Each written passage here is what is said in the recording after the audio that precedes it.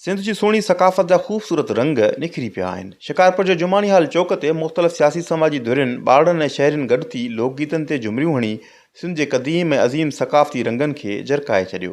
Sindh TV network जो नारो मज़हबी भाईचारो असांजी सकाफ़त ऐं सिंधु दरिया असांजी मईशत जे हवाले सां शिकारपुर वासियुनि जो चवणु हो त सिंधूअ ते पाणीअ कब्ज़े करण जी साज़िश करे रहिया आहिनि। उहे इंशाअल्लाह उहे ई पछताईंदा जीअं 1836 में पछतायो। कल्चर ॾींहं ते सिंध जे माण्हुनि ने लखनि करोड़नि जी तइदाद में माण्हुनि ने पूरी दुनिया खे मैसेज ॾिनो आहे त असीं ज़िंदा क़ौम आहियूं कि हज़ारनि सालनि जो जेको वतन आहे सिंध जो उहो पंहिंजे सकाफ़त सां पंहिंजे तहज़ीब सां गैर मामूली मोहबत करे थो, उन सां गॾोगॾु पंहिंजे दरिया सां मोहबत करे थो।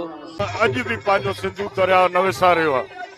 मूंखे ॾाढी इहा हुई त असांखे हिन ॾींहं ते पंहिंजे सिंधूअ खे यादि रखणु खपे ऐं मां मुतालबो थो कयां हिन हुकूमत जे तरफ़ां त सिंधु दरिया ते केनाल न खपनि। खुदारा पंहिंजा वसीला बचायो, पंहिंजो क़ौमी शऊर उनखे संभालियो, तालीम ॾियो, पंहिंजे बचनि खे शऊर जी तरफ़ आणियो।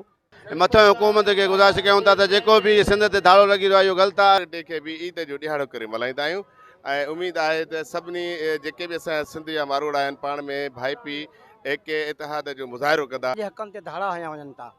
पाणी असांजो हक़ु आहे, जाइज़ हक़ु आहे।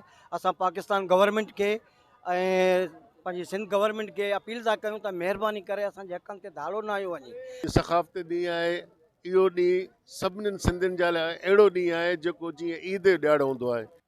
जेको आहे सिंध गवर्नमेंट खे जेके चोलिस्तान ते कैनाल ठाहिनि था पिया, सिंध ते धाड़ो थो लॻे, पुरज़ोर मदमत कयूं था। अचो त गॾिजी पाण में भाईचारो क़ाइमु करियूं ऐं सिंध जे साह पंहिंजे दरिया खे धाड़नि खां बचायूं। कैमरामैन नवीद मुनसूमरो सां गॾु सारंग बपड़, सिंध टीवी न्यूज़, शिकारपुर।